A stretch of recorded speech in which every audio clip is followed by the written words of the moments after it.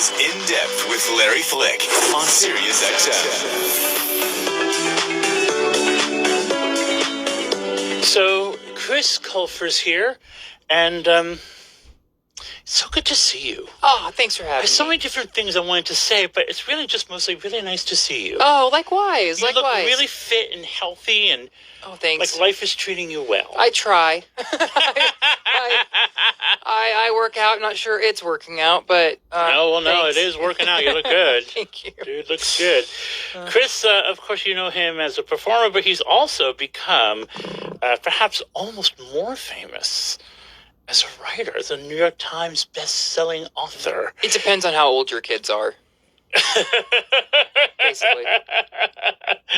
He has sold millions of books in 35 countries around the world, and he's here to talk about a prequel to his best-selling series, The Land of Stories. This new prequel series is called, this new book, I should say, is called A Tale of Magic. Mm-hmm. Now, tell me, is this, how many books will this be in this prequel series? I don't know yet. Right now, How much have you written so far? I've written the first one. That's out. Okay, that's out. It's good. I hope so. I'm reading it right now. Oh, thank you. I'm about almost halfway through. Yeah. So I just got it a couple cool. days ago. Great. That means so much to me. Thank you. Oh, it's really good. So I'm writing the sequel to A Tale of Magic right now, and I think it could be a trilogy, and then I might take a break. Or it's interesting with this one. I'm not putting a cap on it like I did with the Land Stories series. Like with the Land Stories, I was like, I knew when the ending was. I don't know how many books it would take me to get there, but with this one, I'm keeping it open. Had you with the other series? Had you kind of sketched out at least a basic outline of where each of the books would land, and then how it would end? The whole series would end. Absolutely. But then I would always get to that ending part, and I'd be like, oh, maybe I'll do another book with them doing this. So that constantly changed. So I think I learned my lesson about planning with the last series. I'm just gonna go with the flow with this one. Well, there's such a huge demand for these books. Thank God. People love them. Thank God, because baby's got bills. Yeah, who you telling? But no, I mean it's amazing because, I mean, they're obviously written for young people, but I'm finding I started reading it just because I'm curious about where you're taking your people, but I'm finding it to be a really lovely disappearance from the world. Oh, great! Yeah, I really the main character in this new book is named Bristol, and I really like her. Oh, she's adorable, and she's emblematic of what I think young people, especially young women, are facing right now. What do you want to share about this? Because I'm cautious to give too much away. Oh gosh, well, I think it's the best book that I've written yet, because it almost killed me to make it. It almost killed you? Yeah, it really did, and I'm not kidding. Like everything is an allegory in this book for something that's going on in the world, or something that I've experienced in my own world, or something that I watch on the news that frustrates me. So there are many times that I get so angry I have to get up from my computer and walk away. Two very big themes of the book are prejudice and oppression, and there's just something about breaking those down into a language that children can understand. That when you simplify it, you realize just how pointless it all is. Yeah. Yet people still wear them like badges of honor. I have to go turn on an episode of The Golden Girls to calm myself down. Well, I mean, it's interesting because before I started reading the book, I was in a very kind of sad place. And the book is reminding me that a lot of the behavior we're fighting in the world right now is learned. It's learned it's taught. behavior. Yeah, we're not born that way. We're all born Or innocent. It's strategic, too. It's also very strategic in many places. Yeah. But ostensibly, we start out truly innocent. And this book really addresses that in a way that I think, yes, this is great for young people to read, because it gives them, I believe it gives them the opportunity to really think about the choices they have in front of them. But I also think it would be a great book. If I were a parent, I would feel like I needed to read this book so that I could guide my children better. Oh, thank you for saying that.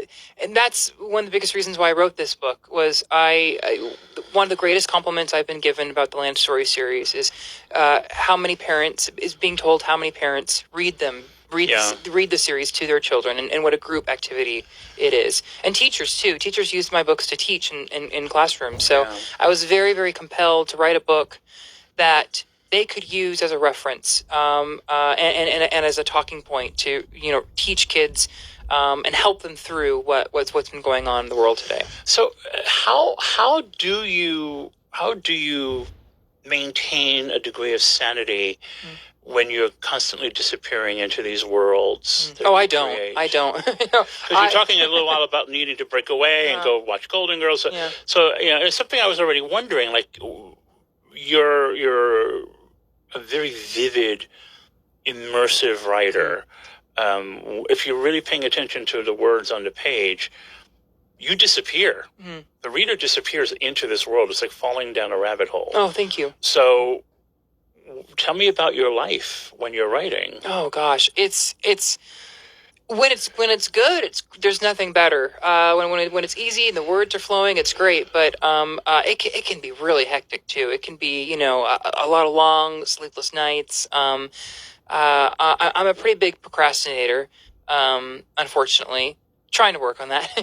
Well, I say I've done like 15 books, so I'm not that big of a procrastinator, but I do procrastinate, and I have to disappear. I have to lock myself in a room. I have to cancel all social engagements. I have to go away because if I have something going on later in the day or later in the week, it's such a distraction. I can't get any work done. Do you feel at home with the fact that you're perhaps best known now as an author? Oh, I never thought I'd hear someone say that. I don't know. It really. I made a joke earlier, but it really just depends on how old your kids are. What you know me from, but that really is the truth. I think there are some people that will never ever let me be anything else but the gay kid from Glee, and there's some people that won't ever see me as anything else but the author of the Land of Stories. So, it's a big blessing. To have both of those titles is pretty cool. It's interesting because it's coming up on the 10th anniversary of Glee. Do you think about the man you were before? Oh my gosh! Like 11 years ago, before it came into your life. No, that was a scary time. What was scary about it? Well, I literally went from a closeted farm boy who was too afraid to be honest about who he was because for safety, like that was how my hometown was. It was not safe for kids to come out. We got beat up. We got stabbed. Horrible things happened, and I literally went from that environment to becoming. And I don't think anyone would argue with me on this, to the most famous gay teenager in the entire world. Yeah. And I was, that was, it was interesting. I didn't feel I could talk about the challenges of that at the time because there's so many kids that were looking up to me. I feel like I had to kind of describe everything through rose tinted lenses a bit. But the world has changed a lot since then, so much for the better, and we have so many wonderful advocates now that are way more poignant and articulate than I ever was. So I guess I don't mind talking about that kind of stuff now. But you do see that without you and the few people there were, in addition to you all those years ago, the people you're mentioning now wouldn't. Who knows when they would have found their way out? I mean, someone has to pave the road for others to walk. Yeah. And one of the things I was pondering before you walked into the studio, literally as you were walking past the glass of my studio, was I wonder if this guy understands that he is truly living a mission. Oh, gosh. That's so sweet of you to say. But no, I'm not being sweet. I'm just telling you the truth as I see it. That you are, and it seems like it's happened to you organically than through calculation. So when do you realize that you're not an actor who sometimes writes or a writer who sometimes acts, that you're a shapeshifter? both in the work that you've done and continue to do as an actor, and on the pages of the books that millions of people are reading. Mm. When do you realize that? When do you see it? When does it touch your brain? I'll let you know. What does it feel like when you hear that? It's heavy. It's heavy, and it's interesting. It's almost an uncomfortable feeling if I'm completely honest, because I know how many people came before me. Yeah. It's yeah, I don't know. I think part of me doesn't want to put that kind of responsibility on my shoulders. I like you said, I hope it appears organically, and I hope with the projects and things that I do, it continues to grow organically. Yeah. I mean, the thing that's been so wonderful to observe and to be able to chronicle in all the interviews that we've done over the years, because we've talked a lot over the years, is the reverence for the past that you have always had, for the men and women who've come before you, and the understanding that there are very young ears paying very close attention to you. You're among the most popular people I ever have on my show. Oh, thank you. I get tweets about interviews we've done years ago from people in countries who might be just hearing it for the first time. Yeah. I mean, when you lock yourself in your room, what you're cooking up is going to spread to places you'll never even see. Oh, yeah. I mean, it's pretty insane. Yeah, and like you mentioned, it's my books are published in countries where I'm not sure I'm allowed in because of who I am and what I am. So it means a lot to hear that. Does it ever block you as a writer? Oh yeah, of course. Yeah. Of course, so how do you break it other than watching a Golden Girls episode? Right. that cures everything. That's like Golden Girls is like the penicillin for the soul. It just. So then I have to ask you which girl, because all of us gay boys have a girl. Yeah. Of course. I'm Dorothy. Yeah. I think. Who are you? I think I'm a Sophia that's in denial that she's a Dorothy. Really? Yes. Yeah. That is nowhere near what I was going to say. Oh, really? What would you say? I was going to say you were a rose. A rose. Oh, well, I guess I'm innocent. Rose, the wisest of them all. The dumb one. No, but that's the thing. The wisest one of them all, who everyone thinks is dumb. Yeah. But who always has the point. Oh, yeah, who gets it. Yeah. Yeah. Oh, and you have the gentleness of a rose, but then again, I've never been around you when you're not working. I've had my Blanche phases too.